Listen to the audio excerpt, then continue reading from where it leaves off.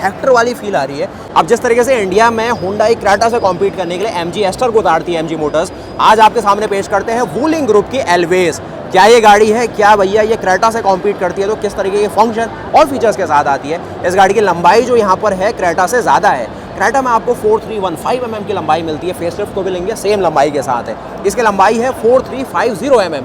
अब ये वूलिंग ग्रुप भाई वही है जो कि SAIC का पार्ट है, जो कि जनरल मोटर्स कहीं ना कहीं अपनी गाड़ी के नाम से बेचता है, कहीं ना कहीं MG मोटर्स आपको ZS एस्टर के नाम से बेचता है, और जो वूलिंग है वो अल्वेज के नाम से बेचती है। उसके अलावा गाड़ी का डिज़ाइन आप समझो तो यहाँ पे ना बहुत ही ज़्यादा बोल्ड और शार्प लुक यहाँ पर वूलिंग इस्तेमाल करती है, जो इनका एक ट्रेडिशनल DNA भी है, लोगों के साथ ही एक बढ़िया तरीके से मैशअप करता है, और ये है गाड़ी का लुक।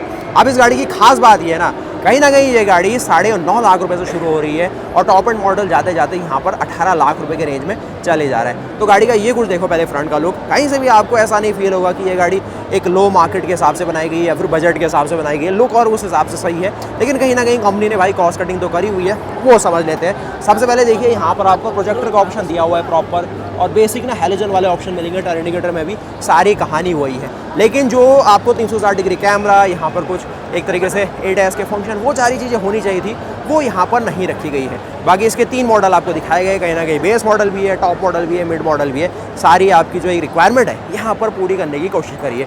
बाकी भैया ये वूलिंग का ना सबसे ज़्यादा टॉप सेलिंग प्रोडक्ट है, और देखो गाड़ी किस तरीके से दिखाई दे रही है। यहाँ पर आप देखेंगे उसी प्रकार से DRL थोड़े दिखने लग गए, साथ ही साथ कुछ और फंक्शन आ गए गाड़ी में। कलर ऑप्शन में ये इसका ग्रे शेड है, वहाँ पर रेड शेड है, एक वाइट का भी ऑप्शन है। गाड़ी दिखने में ना क्रेटा की तरह थोड़ी बल्कि नहीं दिख पा रही, बस इसकी यही डाउन साइड है।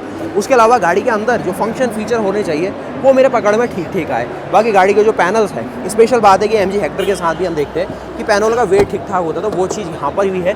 बाकी क्वालिटी, बिल्ड क्वालिटी जब ये G NCAP के पास जाएगी तो भाई वही बता पाएंगे। उसके अलावा चाइना में कोई ऐसा स्ट्रॉन्ग सा NCAP है नहीं जो इनकी कोई ज़्यादा यहाँ पर रेगुलेशन में इन गाड़ी को रखे, और बाकी यूरो NCAP में गाड़ी बिकती नहीं है, तो वो कोई ज़्यादा इसका कोई स्टैंडर्ड बन नहीं पाया है।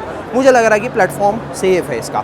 उसके अलावा ये है गाड़ी का जो रियर का प्रोफाइल है, कहीं ना कहीं पीछे भी देखिए वूलिंग में ऐसा कुछ आपको एक वुल्फ शेप कुछ डायमंड पैटर्न बन के आता है। उस पीछे के टेल लैम्प्स और अल्वेज की बैजिंग मिलेगी। साथ ही साथ गाड़ी में मैं साउंड अब आपको गिनाना शुरू करता हूँ। अब ये तो भाई इसका मिड वेरिएंट है, अब कहीं ना कहीं इसमें जो कटौती हुई है वो आपको वहाँ पर पकड़ में आ जाएगी, जो कि देखेंगे इसमें शार्क फिन एंटीना है। कहीं ना कहीं इस मॉडल में देखेंगे इसमें शार्क फिन एंटीना के आपको दर्शन नहीं होंगे।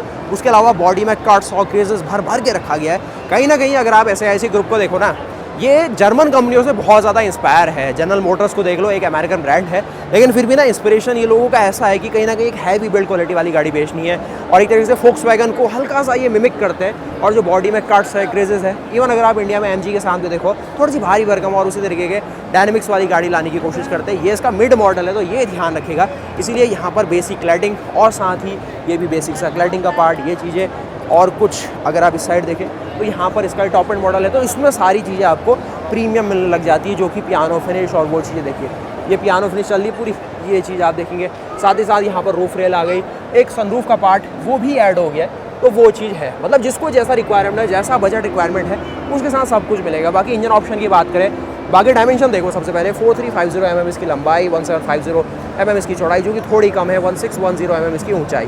केवल 5 सीटर का ऑप्शन आता है, 7 सीटर का कोई ऑप्शन नहीं। साथ ही साथ इंजन ऑप्शन में आपको इसमें सिंपल पेट्रोल का ऑप्शन मिलेगा, जिस तरीके से नॉन टर्बो का ऑप्शन आपको इंडिया में एस्टर के साथ मिलता है। 105 HP बनाता है केवल, इंडिया में थोड़ी ज़्यादा बनती है इससे, और 143 Nm का टॉर्क। साथ ही साथ ये इसके बेसिक से आपको यहाँ पर फीचर फ्रंट है।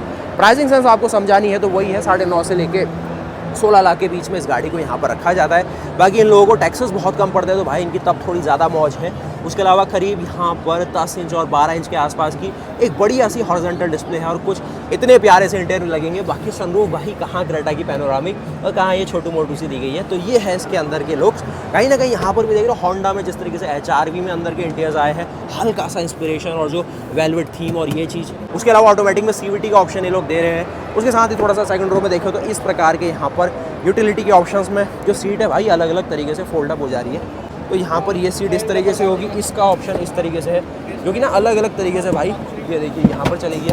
बाकी देखिए उस तरफ आपने देखिए किस तरीके से फोल्ड और अनफोल्ड होती है। मतलब ये जो दिया गया ना इसमें स्ट्रैप बेस है थोड़ा, इसका यूज़ करके आप इस तरीके से करेंगे, लेकिन पहले आपको नीचे वाली को ऐसे कर देना, उसके बाद इसको करना है ताकि अच्छी तरीके से फोल्ड हो, नहीं तो कुशनिंग आपस में लड़ेगी और अच्छे से एक फ्लैट फोल्ड आपको यहाँ पर नहीं मिलेगा। बाकी ऊपर करना है तो फिर आपको उसी स्ट्रैप को दोबारा से खींचना पड़ेगा, नहीं तो ये यहाँ पर फंस जाएगी। उसके अलावा अंदर एक बार देख लेते हैं, टॉप एंड मॉडल है तो कहीं ना हेक्टर वाली फील आ रही है, एक तरीके से मिनी हेक्टर इसको कहेंगे कहीं ना कहीं। एक उससे नीचे सेगमेंट की गाड़ी है, कहीं ना कहीं 300 mm छोटी गाड़ी है। उसके अलावा दिखने में भी देखिए एक बंदे के अगर बगल में खड़ी हो रही है तो इतना कुछ इसका साइज़ है। कहीं ना कहीं थोड़ा सा क्रॉसओवर वाला अपील आप अगर चाहते हैं तो वो एक कॉम्पैक्ट डिज़ाइन में है इस गाड़ी के साथ। ग्राउंड क्लियरेंस भी कहीं ना कहीं शहरों के हिसाब से सही है, 180-190 mm के आसपास है।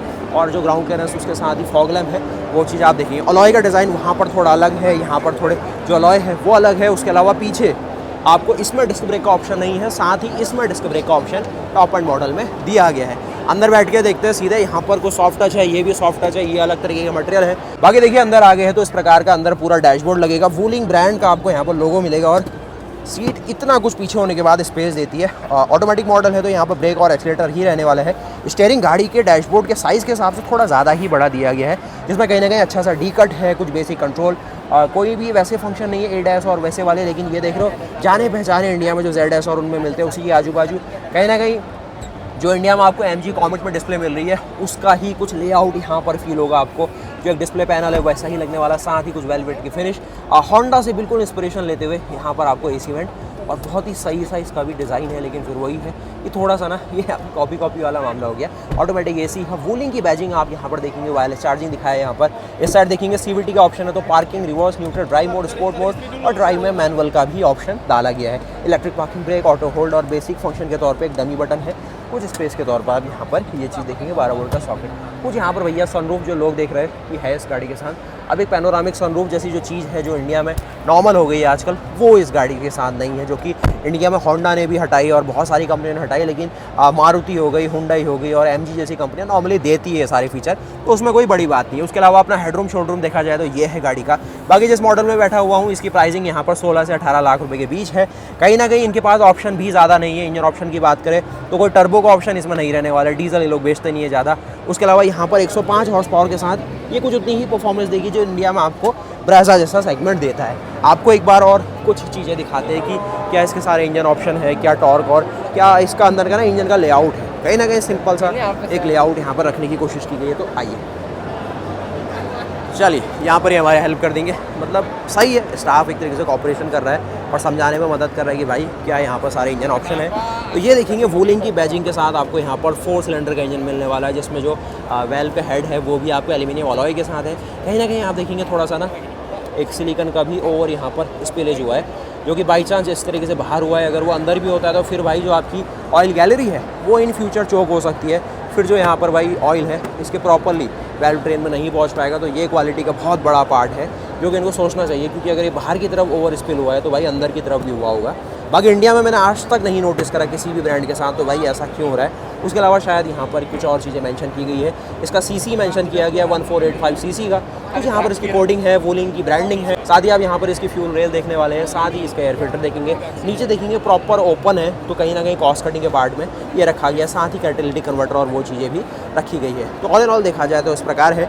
बाकी फर्स्ट ग्लांस में ही कुछ चीज़ मैंने यहाँ पर नोटिस करी, वो यही है कि यहाँ पर थोड़ा सा जो ये एक सिलिकन थोड़ा सा जो एक्स्ट्रा है वही हटाया था, यहाँ पर थोड़ा सा ज़्यादा ही रख दिया है, जो कि ऑटोमेशन का ही पार्ट रहता है, तो इसमें ध्यान देना चाहिए वूलिंग को। और कहीं ना कहीं ये चीज़ अगर बाहर आई है, अंदर भी आई होगी, लॉन्ग रन में ये फिर टूटेगा और कहीं ना कहीं जो ऑयल गैलरी है उनको चोक कर सकता है। तो ये चीज़ है। बाकी ऑल इन ऑल देखा जाए तो इंजन फ्रंट में गाड़ी अच्छा ऑप्शन दे रही है, 105 HP ठीक है गाड़ी के हिसाब से। लेकिन फिर वही बात है, जिसको टर्बो और थोड़ा सा ना डीजल का मजा लेना है, फिर यहाँ पर वो ऑप्शन नहीं है। उनको फिर टर्बो पेट्रोल के लिए MG हेक्टर के पास जाना पड़ेगा।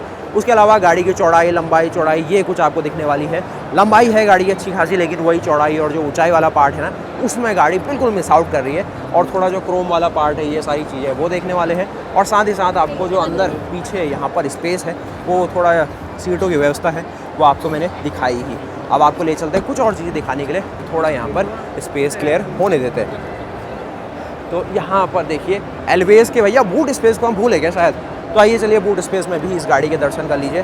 तो यहाँ पर लगभग आपको 400 लीटर के आसपास का बूट स्पेस मिलेगा, जो कि कहीं ना कहीं इंडिया में आपको इसी सेगमेंट में जो क्रेटा सेल्टॉस है और जो एस्टर है देने की कोशिश करती है। इसमें आप देखेंगे ये इसका लोअर मॉडल है, तो आपको यहाँ पर फुल ऑन बेंच टाइप सीटें मिलेगी, जिसको फोल्ड करने का ऑप्शन पीछे से एक यहाँ पर लैच दिया गया कॉस्ट कटिंग के लिए, क्योंकि उस साइड देने की ज़रूरत भी नहीं है। उसके अलावा ये आपको पूरा इसका अपर्चर खुलता है। गाड़ी ठीक है वैसे, लेकिन भाई हम इंडियंस के लिए जो एस्टर है कहीं ना कहीं थोड़ा इससे ज़्यादा मॉडर्न लुकिंग, कहीं ना कहीं MG जो फ्रंट में सेलेस्टियल ग्रिल आती है वो इससे थोड़ी ज़्यादा बेहतर लगती है। उसके अलावा गाड़ी थोड़ी सी अफोर्डेबल फ्रंट में उसके मुकाबले, और जहाँ इंडिया में कहीं ना कहीं एमजी मोटर्स आपको एस्टर के साथ टर्बो का ऑप्शन भी देती है, लेकिन सैड पार्ट ये है कि मैनुअल का ऑप्शन गैप किया है टर्बो के साथ, सिर्फ आपको टॉर्क कन्वर्टर ऑटोमेटिक मिलता है। और भाई जिसको बेस मॉडल भी देखना है तो बेस मॉडल की दीवानगी तो इंडिया में सिर चढ़ के बोलती है, तो ये है आपके सामने बेस मॉडल पूरा किस तरीके से मिलेगा, जिसमें भाई व्हील कैप का ऑप्शन तक दिया गया है। मतलब सोचिए ना, यहाँ पर इंडोनेशिया में मोटर शो के अंदर कंपनी अपना बेस मॉडल भी शो कर रही है, जो कि बहुत बड़ी हेड्स ऑफ वाली बात है। मतलब सोचिए, वो चाहे तो भाई फीचर से भर दे पूरे पवेलियन को, लेकिन वो प्रैक्टिकलिटी भी दिखाना चाहती है, और कहीं ना कहीं उन्हें पता है बिकता तो भाई बेस मॉडल और मिड मॉडल ही है ज़्यादा। और सोचिए ना, मतलब पर स्क्वायर मीटर कितना ज़्यादा खर्चा हो रहा होगा इस शो के ऊपर, और वो बेस मॉडल रखे अपना एक तरीके से उस सब चीज़ों को हैंडल भी कर रहे हैं। बाकी आपको दिखाते हैं इसमें क्या मिल रहा है स्पेशल। आइए फिर देखते हैं आपकी अल्वेज के बेस मॉडल में क्या ऑप्शन आपको दिए गए। कहीं ना कहीं बेस मॉडल ज़्यादा लोगों को पसंद आता है, और जो फीचर कट डाउन यहाँ पर हुए हैं, जिस तरीके से स्क्रीन में देख रहा हूँ गायब हो रखी है, कहीं ना कहीं स्टीयरिंग का डिज़ाइन अभी भी बहुत शानदार है, कुछ फंक्शन बेसिक अभी रखे गए हैं। जो यहाँ पर क्लस्टर है कहीं ना कहीं पुरानी हेक्टर से इंस्पायर्ड लगेगा। उसके अलावा ये जो होंडा HRV जो नई ज़माने की सिविक है, उसका ही यहाँ पर कुछ AC वेंट के कंट्रोल डाल दिए गए, जो कि कहीं ना कहीं 26, 27, 30 लाख रुपए में इस मार्केट में देखने को मिल रहे हैं। वो आपको चीज़ यहाँ पर 9 से लेकर 10 लाख रुपए की रेंज में रख दी गई है। उसके अलावा कुछ और ऑप्शन देखेंगे तो यहाँ पर सारा हार्ड टच है, यहाँ पर फैब्रिक देने की कोशिश की गई है, अगेन बहुत सही चीज़। उसके अलावा ये इसका मैनुअल ट्रांसमिशन का ऑप्शन है, तो देखते हैं क्या कुछ है। तो 6 स्पीड का मैनुअल का ऑप्शन दिया गया है इनने अपने 1.5 पेट्रोल इंजन के साथ, कोई भी टर्बो चार्जर नहीं है। 105 हॉर्स पावर कहीं ना कहीं 140 हॉर्स पावर, इंडिया के मुकाबले थोड़ा कम, लेकिन फिर भी इनके हिसाब से काम चलाओ इंजन है। और ये गाड़ी ना नॉर्मली प्राइवेट बायर्स के लिए है, कमर्शियली मैंने वूलिंग की बहुत ही कम गाड़ियाँ देखी। कमर्शियली यहाँ पर ज़्यादा टोयोटा और दहत्सु और सुजुकी की XL7 ही ज़्यादा भागती है। कुछ यहाँ पर बेसिक से आपको बैकलेट और ये क्लच का ऑप्शन है। उसके अलावा भाई सनरूफ और ये चीज़ें तो नहीं रहेंगी, और ये सारी सीटें हैं। तो ऑल एंड ऑल देखा जाए तो भाई वूलिंग जो अपनी अल्वेज के साथ करने की कोशिश कर रहे हैं, सही से चीज़ है। बाकी हेडरेस्ट आपको पीछे फिक्स टाइप मिलेंगे। बाकी कहीं ना कहीं एक अपडेट के तौर पे, और जो आप MG एस्टर और कहीं ना कहीं फ्यूचर में गाड़ियाँ देखेंगे MG की, ये डिज़ाइन कैरी फॉरवर्ड हो सकता है। उसके अलावा फिलहाल जो आपकी MG एस्टर है, इसके मुकाबले ज़्यादा मॉडर्न प्रोडक्ट है, जिसके लिए हम स्पेशल थैंक कहेंगे भाई MG मोटर्स इंडिया को, और ऐसा ही काम करते रहिए। बाकी उसके अलावा कुछ और प्रोडक्ट्स भी उनको लाने चाहिए, जिससे जो मार्केट है उनकी और अच्छी तरीके से ग्रो हो। उसके अलावा ये चीज़ दिखाना चाह रहा था मैं आपको, यहाँ पर ये इनकी MPV आती है, जो कि यहाँ पर मैंने अभी थोड़ा पास से एक्सपीरियंस करके देखी, जिसको कहा जा रहा था रियल स्पेशियस फैमिली MPV। नाम है इसका कॉन्फेरो S, तो कहीं ना कहीं एक आइसक्रीम और कोई चॉकलेट ब्रांड का नाम लग रहा है, लेकिन थोड़ी आउटडेटेड है और इंडिया में नहीं चल पाएगी। इंडिया के लिए इनको कुछ और सोचना पड़ेगा। कहीं ना कहीं SAIC ग्रुप को अपने जितने भी डिज़ाइन टीम है भाई एक साथ बैठा के इंडिया के लिए गाड़ी बनानी पड़ेगी, तभी भाई इंडिया में सक्सेस हो पाएगी। क्योंकि कहीं ना कहीं हमारी जो डिमांड है ना पूरी दुनिया से अलग होती है, और हर कंपनी जानती है कि भाई इंडिया में गाड़ी बेच पाना आसान काम नहीं है। उसके अलावा गाड़ी कैसी लगी अल्वेज, और वीडियो को लाइक ज़रूर कीजिएगा, चैनल को जरूर सब्सक्राइब कीजिएगा, और मिलते हैं ऐसी और नई वीडियोस के साथ। बताइएगा ज़रूर कैसी लगी ये गाड़ी। कहीं ना कहीं सेकंड रो और ये सारे जो इसका सिस्टम रखा गया थोड़ा सा कॉम्प्लेक्स है, थोड़ा सिंपल होना चाहिए था होंडा टोयोटा और सुजुकी की तरह। बाकी उसके अलावा गाड़ी सही है, डिज़ाइन फ्रंट में थोड़ा और बोल्ड अपील यहाँ पर आ सकता है। उसके अलावा सुजुकी और जो सारी लाइनअप है यहाँ पर होंडाई अपनी XL7 और इन सब गाड़ी के साथ बिल्कुल तैयार है। वीडियो को जरूर लाइक कीजिएगा, चैनल को जरूर सब्सक्राइब कीजिएगा। ये एक ग्लोरी करके भी गाड़ी आती है, वो भी दिखाते हैं। ये भी DFS के ब्रांड चाइना से ही है, मतलब ये सारी लाइनअप यहाँ पर चाइनीज़ कंपनीज़ की है। कहीं ना कहीं नेता भी एक चाइनीज़ ब्रांड है। फिर उसके बाद जो पोर्शा और जो होंडा वाली लाइनअप है वो अलग चीज़ आपको ऑफर करती है। और आपको वीडियो पसंद आई तो वीडियो को लाइक ज़रूर कीजिएगा, गाड़ी को रैंक ज़रूर कीजिएगा, और कहीं ना कहीं जो ग्लोबल कंपनियाँ काम कर रही है उसको एक तरीके से रैंक ज़रूर करिएगा इंडियन प्रोस्पेक्टिव में। और क्या आपको पसंद आता है इनका काम। और ये रहा पूरा इंडोनेशिया मोटर शो। उम्मीद है कि आपको वीडियो पसंद आएगी। मिलते हैं फिर ऐसी और नई वीडियो के साथ, तब तक के लिए जय हिंद, जय भारत, वंदे मातरम, गुड बाय।